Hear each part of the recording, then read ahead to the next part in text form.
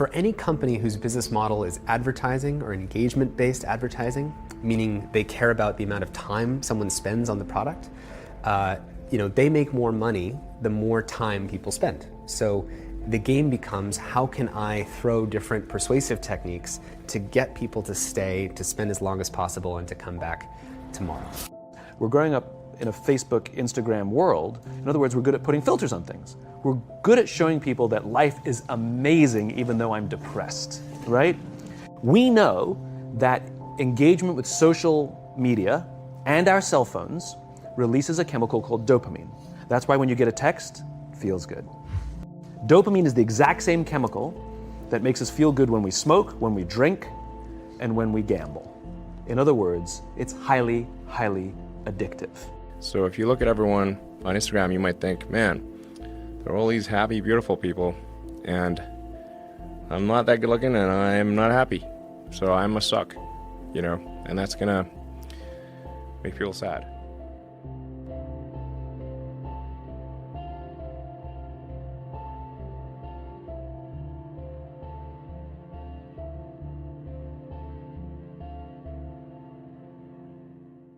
I think this is important for people to get, that they're not competing for your data or for money. They're competing to keep people using the product. And so when Twitter, for example, invented this persuasive feature of the number of followers that you have, if you remember, that was a new thing at the time, right? You log in and you see your profile. Here's the people who you can follow, and then here's the number of followers you have. That created a reason for you to come back every day to see how many followers do I have. So that was part of this race to keep people engaged, as we talk about in the film. These things are competing for your attention, that if you're not paying for the product, you are the product. But the thing that is the product is your predictable behavior. You're using the product in predictable ways. And I remember a conversation I had with someone at Facebook who was a friend of mine, who said in a coffee shop one day, people think that we, Facebook, are competing with something like Twitter, that one social network is competing with another social network. But really, he said, our biggest competitor is YouTube, because they're not competing for social networks, they're competing for attention. And YouTube is the biggest competitor in the digital space for attention. We have created tools that are ripping apart the social fabric of how society works. That is truly where we are. If you feed the beast, that beast will destroy you. If you push back on it, we have a chance to control it and rein it in. And it is a point in time.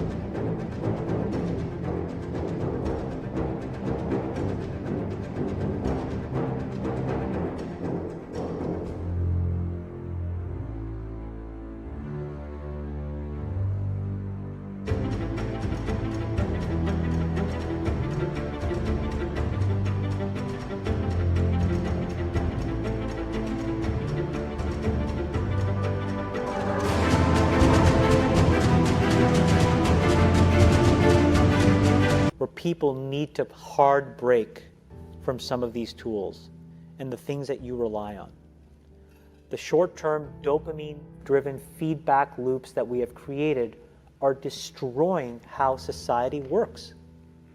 No civil discourse, no cooperation, misinformation, mistruth, and it's not an American problem. This is not about Russian ads.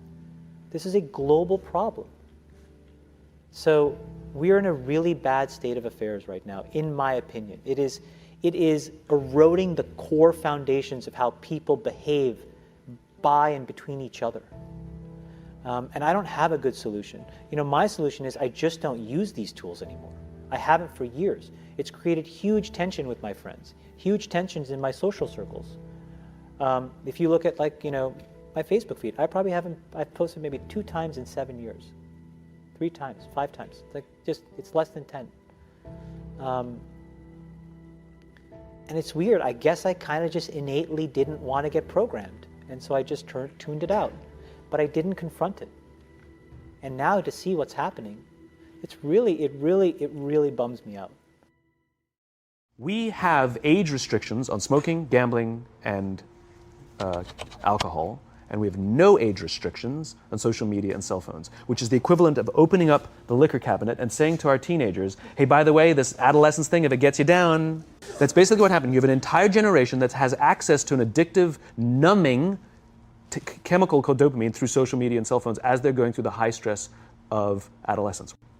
What's happening is because we're allowing unfettered access to these dopamine-producing devices and media, basically it's becoming hardwired, and what we're seeing is as they grow older, too many kids don't know how to form deep, meaningful relationships. Their words, not mine. They will admit that many of their friendships are superficial. They will admit that their friends, that they don't count on their friends, they don't rely on their friends, they have fun with their friends, but they also know that their friends will cancel on them as something better comes along. Deep, meaningful relationships are not there because they never practice the skill set, and worse, they don't have the coping mechanisms to deal with stress. So when significant stress starts to show up in their lives, they're not turning to a person, they're turning to a device, they're turning to social media, they're turning to these things which offer temporary relief. We know, the science is clear, we know that people who spend more time on Facebook suffer higher rates of depression than people who spend less time on Facebook. Right? These things balanced. Alcohol is not bad, too much alcohol is bad. Gambling is fun, too much gambling is dangerous. Right? There's nothing wrong with social media and cell phones. It's the imbalance. Right? If you're sitting at dinner with your friend,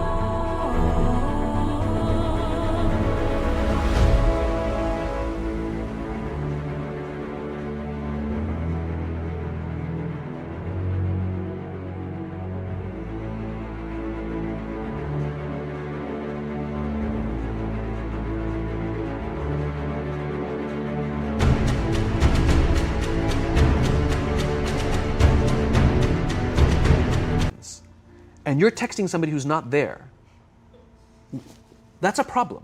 That's an addiction. If you're sitting in a meeting with people you're supposed to be listening to and speaking, and you put your phone on the table, face up or face down, I don't care, that sends a subconscious message to the room that you're just not that important to me right now, right? That's what happens. And the fact that you cannot put it away is because you are addicted. Right? If you wake up and you check your phone before you say good morning to your girlfriend, boyfriend, or spouse, you have an addiction. And like all addiction, in time, it'll destroy relationships, it'll cost time, and it'll cost money, and it'll make your life worse. One of the issues with social media that's been pointed out by many people is that I think maybe particularly Instagram, people look like they have a much better life than they really do. Right. So by design. Yeah, people are posting pictures of when they're really happy. They're modifying those pictures to be better looking. Even if they're not modifying the pictures, they're at least selecting the pictures for the best lighting, the best angle. So people basically seem they're way better looking than they basically really are. Right. And they're way happier seeming than they really are. So if you look at everyone on Instagram, you might think, man, there are all these happy, beautiful people, and I'm not that good looking, and I'm not happy. So I must suck, and that's going to make people sad.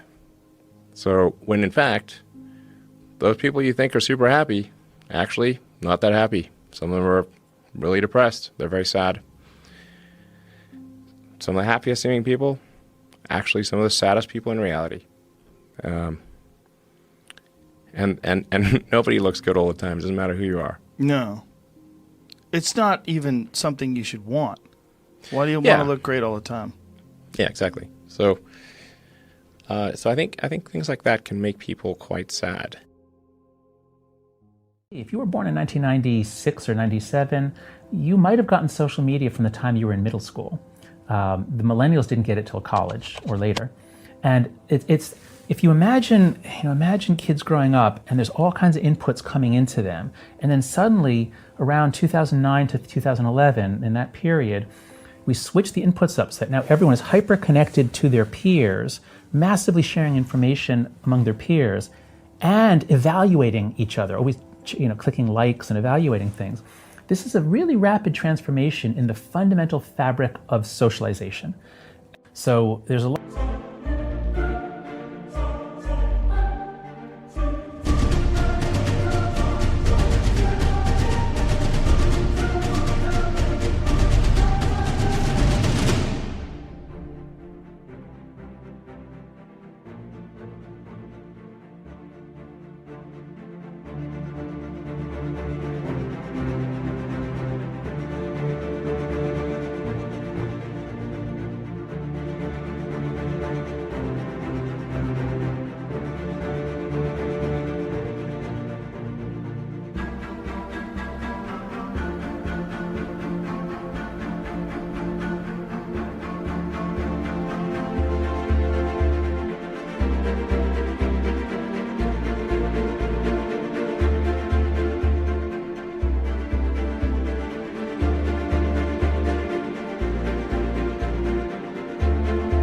A lot of research on how boys and girls' social lives are different, and that's been known for a long time. So one of the clearest things is that boys and girls are actually equally aggressive. It's not that boys are aggressive and girls are nice. No, not at all. They're equally aggressive, but boys are kind of socially clueless and physically aggressive. Their aggression is what we think of as bullying, physical bullying. But girls' aggression is relational. Girls are much more socially sophisticated. They have clear representations in their minds of everybody's relationships and how to manipulate them.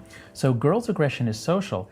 When social media comes in, or rather when everyone has an iPhone or smartphone, what do the boys do? They stop punching each other and they join small teams to roam around virtual worlds killing other teams, which is actually fun. It's not particularly harmful. My son does it with his friends. It can get addictive, so you got to put limits on it. But video games aren't nearly as harmful as we thought, and it's debatable how harmful they are. That's one piece. So that affects the boys. But it doesn't make them depressed. And if you think about it, after you do a video game, you go away and you're not replaying it in your mind like, oh God, if only I had shot him in the head. Like, you're not thinking that, like, you can put it away. But social media is very, very different. So the girls spend a lot more time on social media. They can use it it can hypercharge their aggression. It gives them the ability to damage other girls' relationships, to spread gossip or rumors or fake photographs, to do it anonymously with full deniability. So now girls can't escape bullying even on the weekends when they're out of school. So it really changes aggression. Also, girls are more sensitive to being left out or excluded. Everyone hates that. But social media lets you know who's where and with whom. And look, they're all having so much fun and I'm not there. So fear of missing out, fear of being left out hits girls harder. So for a variety of reasons, we think, the fact that the girls' rate really begins to shoot up around 2012, 2013 is consistent with the fact that American teenagers and British teenagers really moved online between 2009 and about 2011, 2012. And then right after that, the rates go up. I had a real problem with social media. So I was coming home at night after work and I had a new baby girl in our home and I couldn't focus on her. I kept stealing away to the pantry or sometimes, the closet or the guest room to check my phone. And sometimes it was email, but sometimes it was something frivolous. And I just started to really notice that I couldn't help myself. I felt powerless, and I realized that the service is a drug, and it preys on our instincts. The more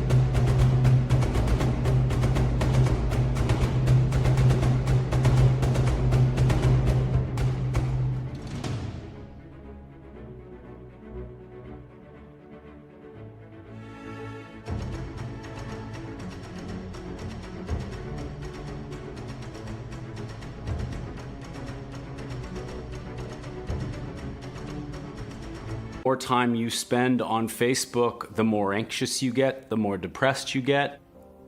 We know that the more time you spend on Facebook, there actually are physical changes in the brain. That part of the brain, the more I spend on social media, and it's not just Facebook, it's YouTube, it's Twitter, it's TikTok. The more time I spend on that, the smaller the gray matter is around that critical part of the animal brain. I've done a lot of looking into the arc of cigarettes and the arc of public perception with cigarettes. And in the 20s and 30s, they were touted as not only neutral to your health, i.e., they're not gonna do anything bad to you. It actually was being touted as something that would aid in digestion. It's touted as something that would soothe your throat. And by the time the 60s came around, about 40% of Americans believed that cigarettes caused lung cancer. And some might say that's a big number. That sure seems small to me. And that ultimately has grown. And today, 95% of people, are on the right side of science and believe that cigarettes causes cancer. And I think what we're learning about these services is there is a cost. There is a cost to spending 2.5 hours a day on social media.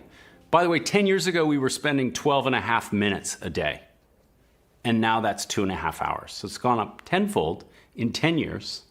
I believe that we are going to wake up over the course of the next 5, 10, 15 years and learn that overuse of social media is just incredibly corrosive to our own mental well-being and corrosive to society.